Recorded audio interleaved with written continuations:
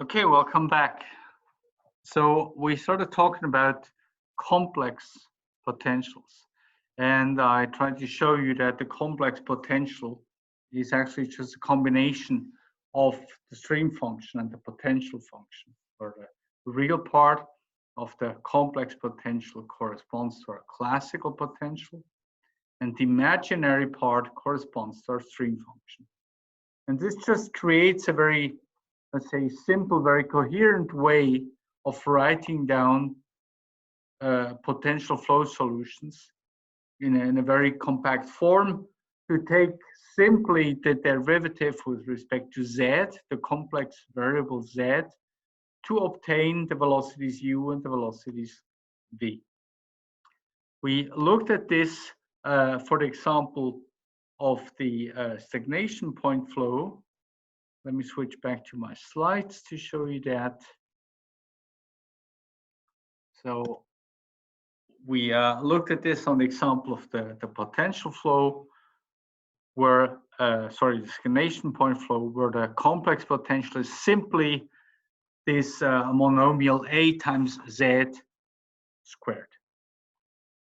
And we can do this for all kinds of fundamental solutions. Actually, we can do or could do it for all the functions, for all the fundamental solutions that we looked at in the last lecture. I want to at least quickly go and look at the example of the parallel flow, just to show you how simple this actually is. Let me switch back to the blackboard to show you that. So,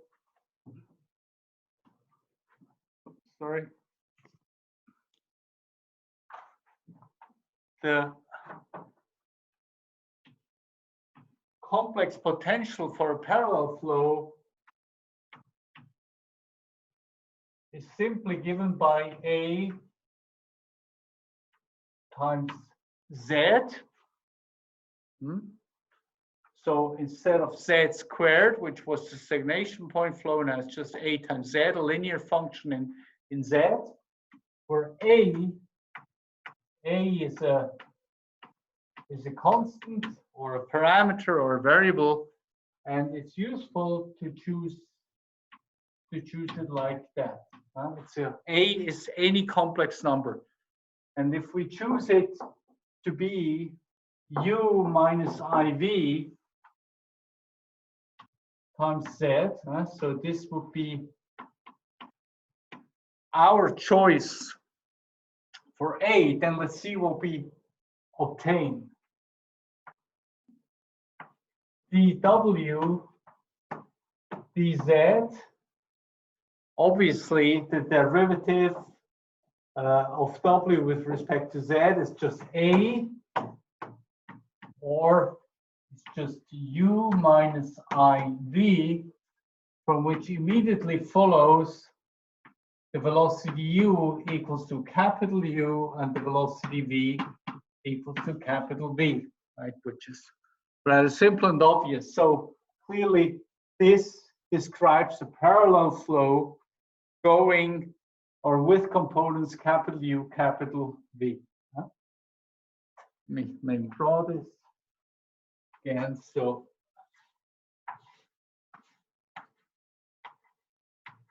it's a parallel flow with components capital U and component capital V. And likewise, we can also take the real part of W, which is, let me write that out, the real part of U minus IV, and Z can be written as X plus IY. And this is just the real part of U times X and minus IV plus IY So it gives minus I times plus I gives us plus 1. So we have plus Vy, and then minus IV times x, minus IV times x, and plus IU times y. Pull out the minus sign here, U times y. And the real part of that is, of course, just this here. This is the real part here. So the real part is Ux plus Vy, which is by definition our potential function. And likewise, the imaginary part of W is imaginary, and you don't need to write this, so the imaginary part of Ux plus Vy minus I Vx plus Uy. I just copied this line here.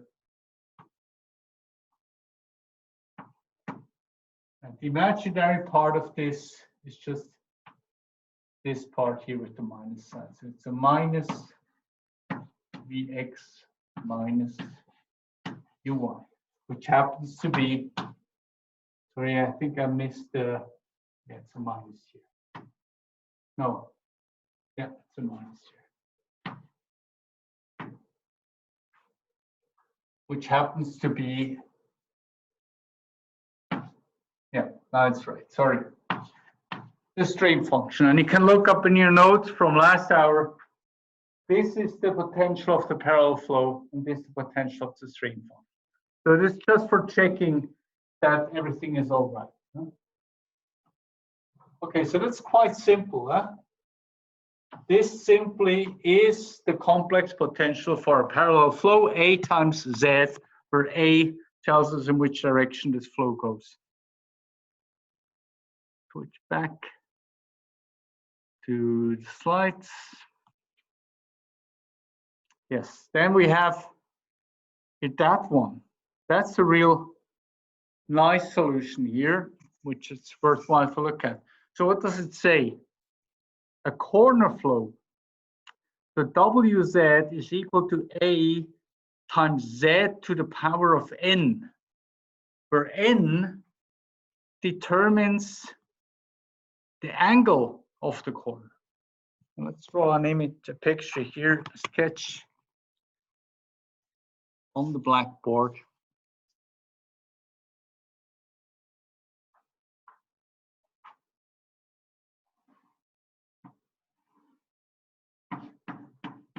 So if we have a wall here,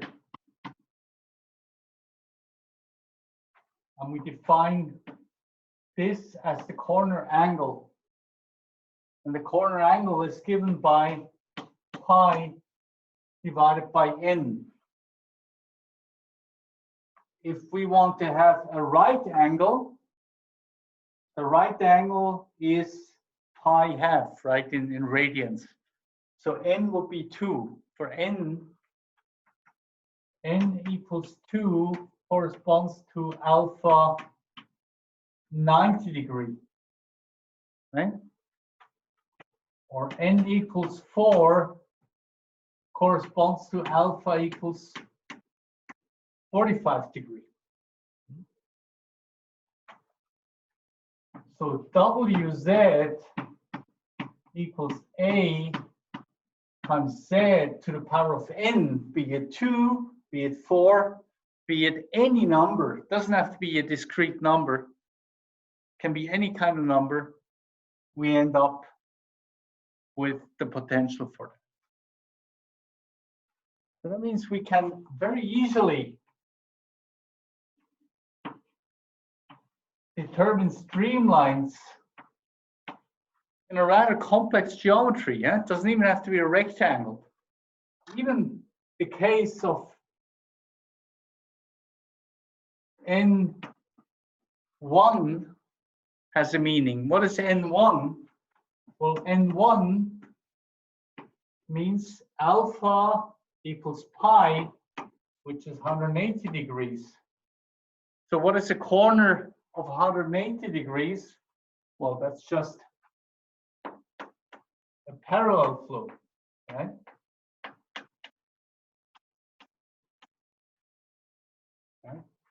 A times Z to the power of 1, or A times Z. So that's exactly what we had on the other side of the blackboard. So it's all contained in this formula here, with this definition for N. N determining the angle of the corner. Very powerful. Let's go back to the slide. What else do we have here?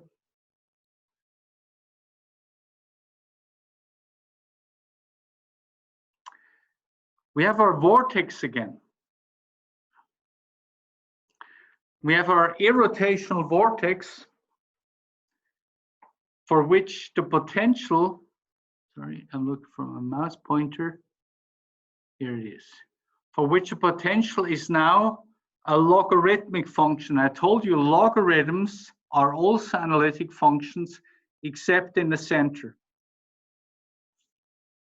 So where's the center here?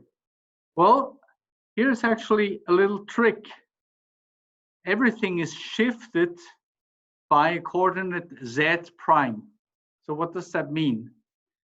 Sometimes you want your vortex not exactly at the origin at 0, 0. Sometimes you want your vortex to be shifted in space.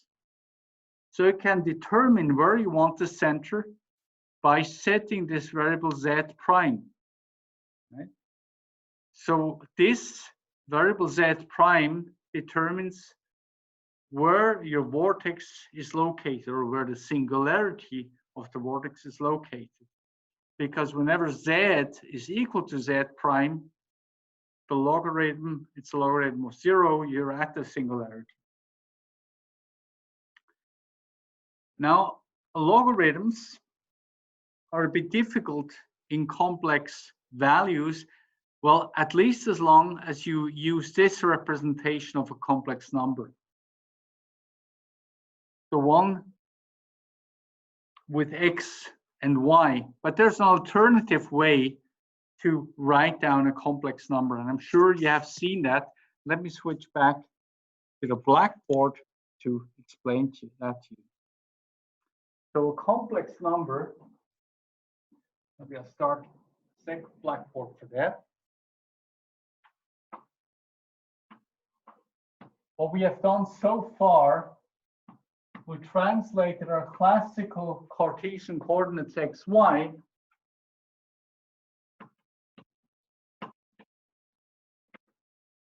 into a complex number z, which is equal to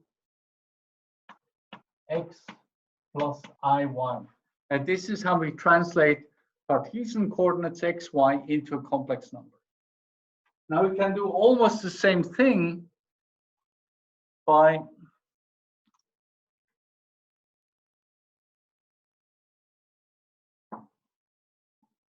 working with polar coordinates. And you remember that polar coordinates are sometimes useful, for instance, for a vortex, for things that are radially symmetric. Polar coordinates are more useful. And polar coordinates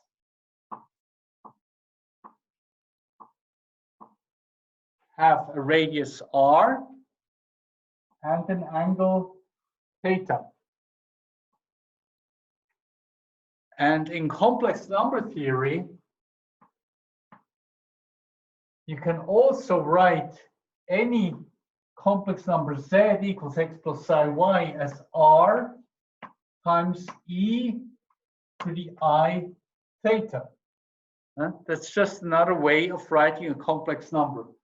R is the radius, and e exponential functions times I theta gives you the angle. So these are perfectly equivalent ways of writing a complex number, and relates Cartesian coordinates and cylindrical coordinates to complex number. So why am I showing you this? Well, in the complex potential for the vortex, we have a logarithm. It's written as ln, or I usually write it as log of z. And we assume that the z prime is just 0. Just to make it simple, log z, which of course I can also write as log z. I can replace it by x plus I y, but that doesn't really help us in understanding. I rather use this form here. Log r times e to the I theta. I can write it this way, the complex number z in polar coordinates if you wish. Now, I hope you remember what you learned at one point about the rules for working with logarithms. The product rule of logarithms tells you if you have a product, you can also write it like that, log r plus log of e to the I theta, right? That's just the standard rule, pulling apart products inside into a sum of logarithms. What else can we do? Well, with this term, we cannot do anything, but with this term, we can do something. Log is the inverse function of the exponential.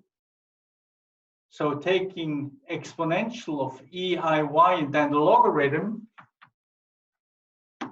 just gives the exponential, right?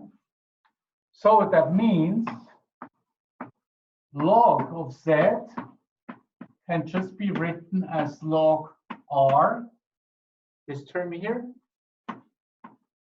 plus I theta. That's how you can pull apart a logarithm in complex functions. Right. So if we have a complex potential with log z in it, it can also be written in polar coordinates as the real part, which is the logarithm of the radius, plus the angle as a complex number.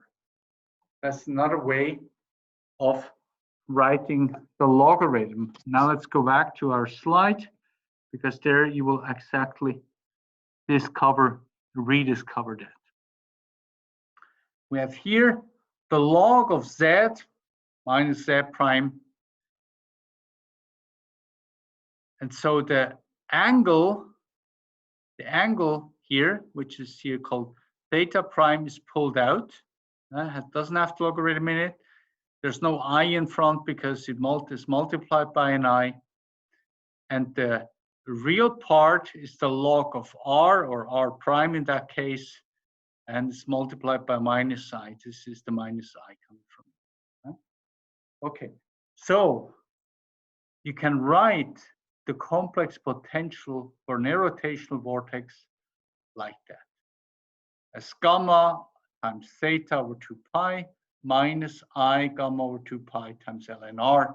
And you will rediscover here the stream function for the vortex, and here you will rediscover the potential for the vortex.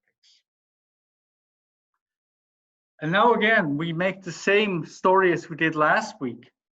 Irrotational vortex has streamlines which are circles and equipotential lines which are rays, and sources and sinks are just flipped around.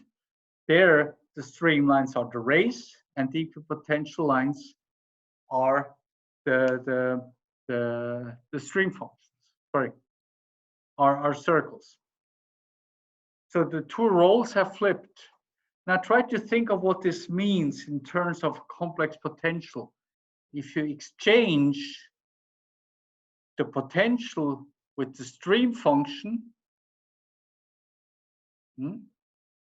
this essentially just means that you multiply the complex potential by the complex number I.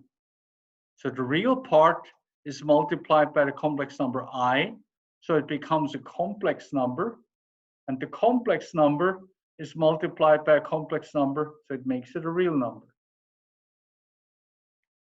So that means the complex potential of a source and sink is the same function as the complex potential for the vortex, except that we multiply it by I. Look at this. Here you have the complex potential for the vortex. You multiply this by the complex number I. So you have I times I gives you -1. Here you have a minus. So you end up with this expression.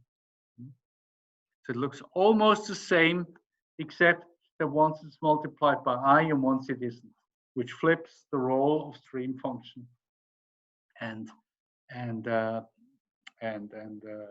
potential function. And of course, again, in polar coordinates, they're flipped again. So everything is sort of falls together. It's a bit like a Tetris game where all the pieces now start fitting together because we have this unified theory of complex potential. On the following slides, let me see. Yes, you have further fundamental functions, fundamental solutions like the dipole solution, which turns out to be a rather simple function, just a 1 over z, or z minus z prime, to be able to shift it. So again, it's like it's an analytic function except at the pole. And then you see a bunch of combinations of fundamental solutions. You have uz, which is a parallel flow, plus m over 2 pi ln z, which is the complex potential of a source.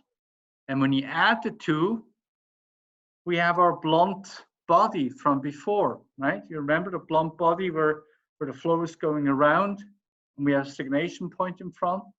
So that is simply the complex potential of this flow, and taking the derivative with respect to z of this potential gives you the velocities. It's that easy. It's really, really straightforward. Take a parallel flow and add this to it. This here, what is this? Well, it's the same as the one up here. That's a dipole. So parallel flow plus dipole gives you the flow around the cylinder. And the strength A square just determines the radius A. So who would have thought before that writing down the full solution for the flow of streamlines going around the cylinder is as simple as writing this little formula? Just this simple formula, take the derivative with respect to z, and you have all the velocities. Real part is u, minus imaginary part is the v velocity. Take this here and add the third term to it. What is the third term? Let's go back. I gamma ln z. Well, that's actually this one here. So we add a vortex to it. So take a flow, a parallel flow, a dipole gives a cylinder flow, and add a vortex to it. Then we have a spinning cylinder. And again, take the derivative with respect to z, and you have the velocity field. So that's the beauty of these complex potentials. And here you have a little table which should summarize all these potentials again, so you have them on one place. Okay, let me show you another trick, not directly related to complex potentials, works also for normal potentials. How do we model walls? So far, we only had objects in space, and we never really had walls in it. Now, the trick is really simple and sweet, and it should be immediately clear to you what's going on. So imagine we have an object that we have modeled with a combination of sources and sinks, shown here on the left-hand side. And we have been able to model the streamlines around it. Now we would like to see what's happening to these streamlines if this object, think of an airplane or let's say a bullet, a cylinder, close to the ground, close to a wall, right? So what does a wall mean? Well, at the wall, we need one streamline which is parallel, well, not parallel, which is along the wall. We need one streamline which goes along the x-axis. So how can we achieve that? Well, we can achieve that simply by adding a virtual second distribution of sources on the opposite side of the x-axis. So like virtually into the ground. If the wall here was like the ground and the object was flying above the ground, we put a virtual object into the ground. And what happens?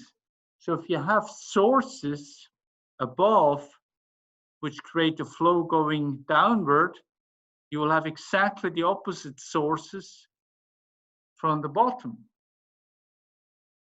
So adding up these sources on the x-axis just by the fact of symmetry will create the zero wall normal velocity. So therefore, there will be a streamline exactly along the x-axis.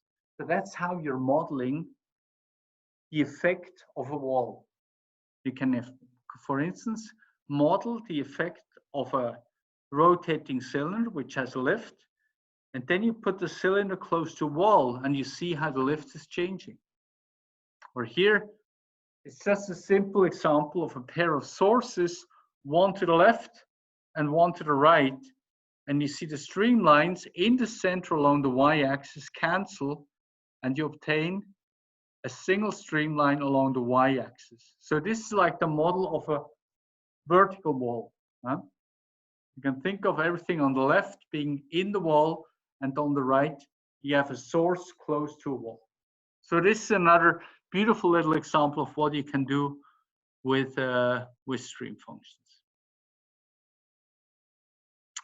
Let me come to, I think, the last topic of today, and the last topic of this lecture on stream functions. We actually go back to where we started off at the beginning of this hour. I want to look again at this whole thing of lift and drag, of forces acting on an object. I already told you a little bit about the basic concept of computing this from the velocities using Bernoulli and so on. Now I just want to formalize this a little bit and show you how surprisingly easy that actually is. Now let us assume that we have computed the flow around an object. This is just an example. This object parallel flow plus a source. Having the potential, be it the complex potential, be it the stream function, whatever, we can always compute the velocities at any streamline. Now, along any streamline, we can always formulate Bernoulli's equation. Now take, for instance, let's take this outer streamline here. If we go far, far upstream, we will only see the parallel flow.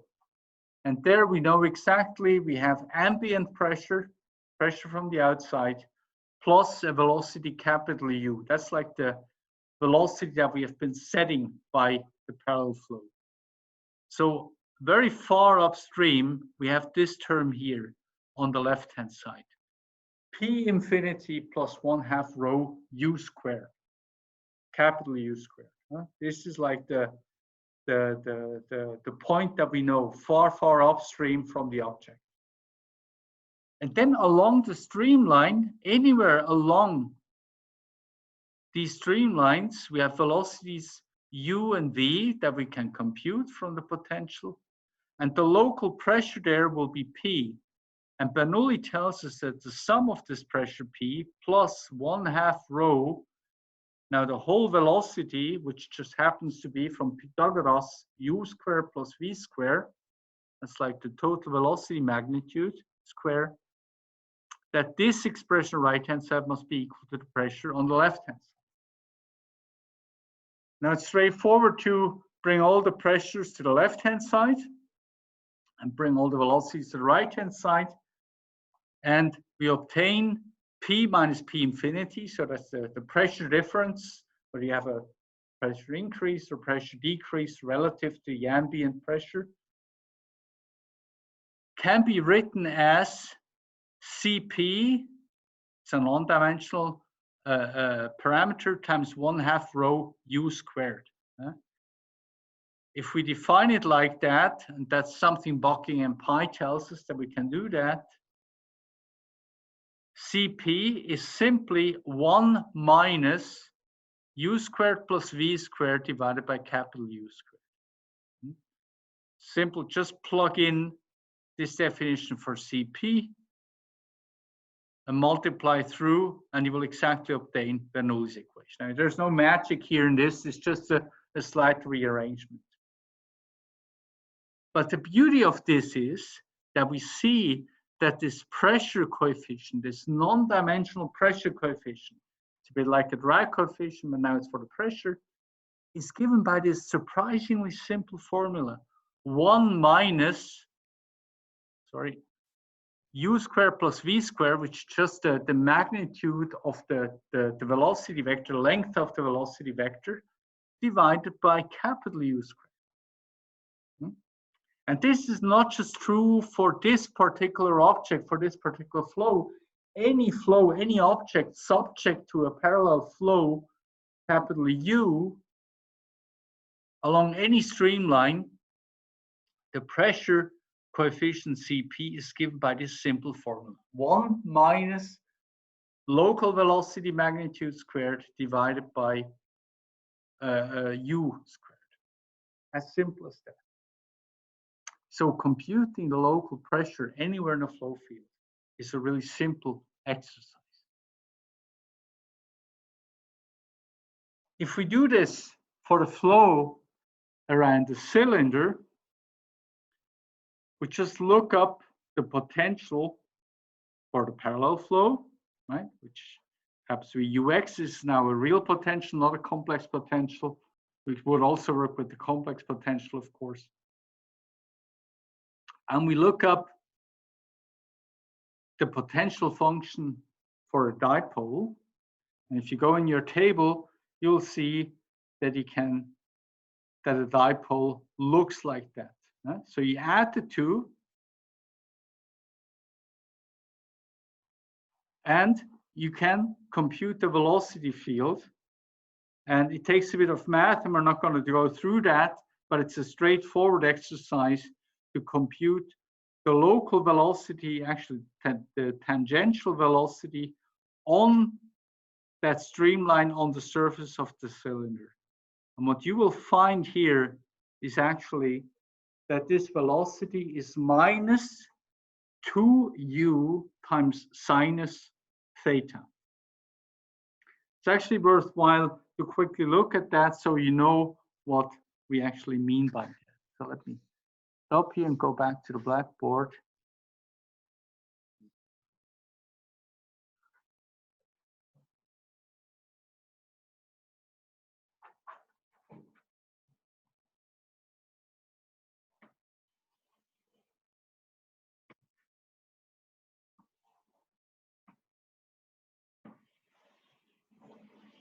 So we do have our cylinder here, and we have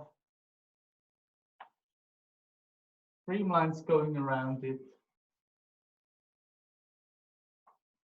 And one streamline here is on the surface, and in our polar coordinate system, we have our angle theta here, and because the radius of the cylinder is given as a, radius a, the radial coordinate is also just a.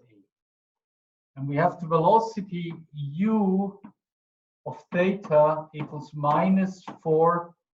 I quickly need to check so I don't tell you anything wrong. Minus 2 u sine theta. Minus 2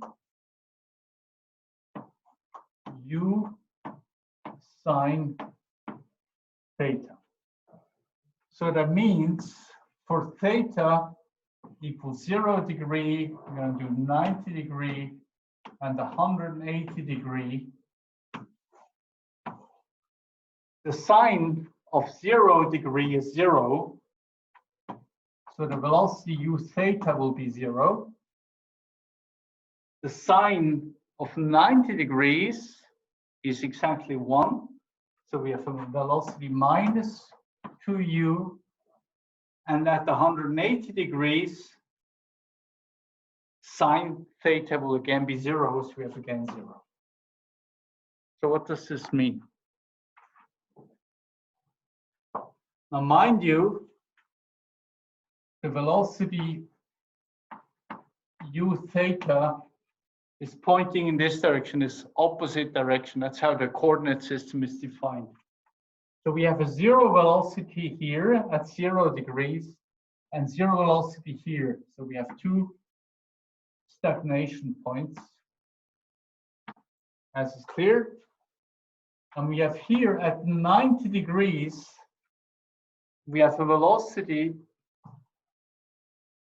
at 90 degrees, we have a velocity of minus 2u, because pointing in this direction, minus 2u goes in this direction. So we have here a velocity of 2u pointing in this direction.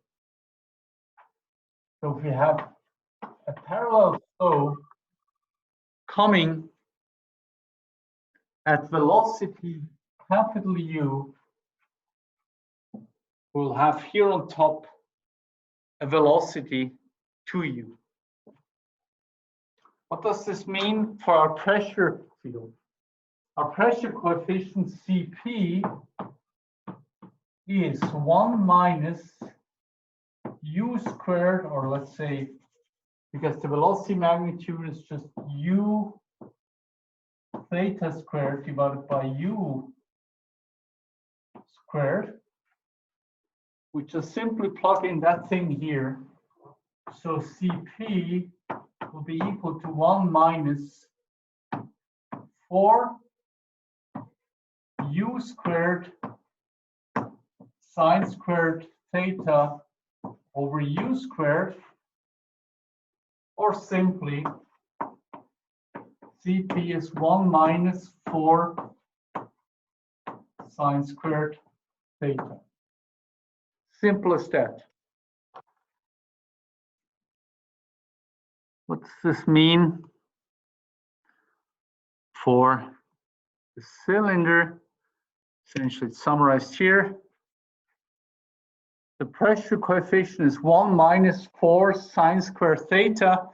If we plot this pressure coefficient, we obtain this solid curve here.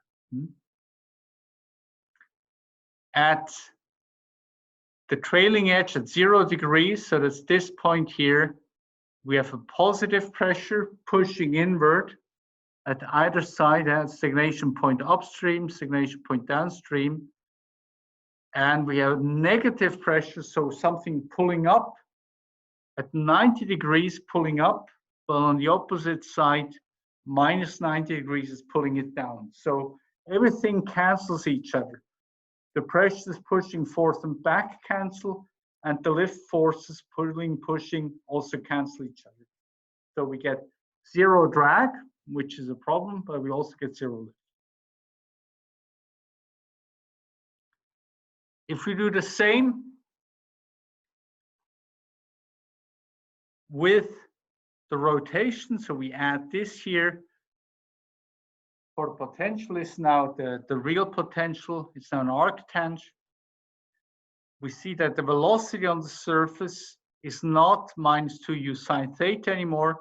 It has, in addition, this term minus gamma over 2 pi a, which then modifies the pressure distribution. It's still symmetric upstream and downstream, so the drag will still be 0, but there will be a resulting lift force. There will be more pull up than a pull down. So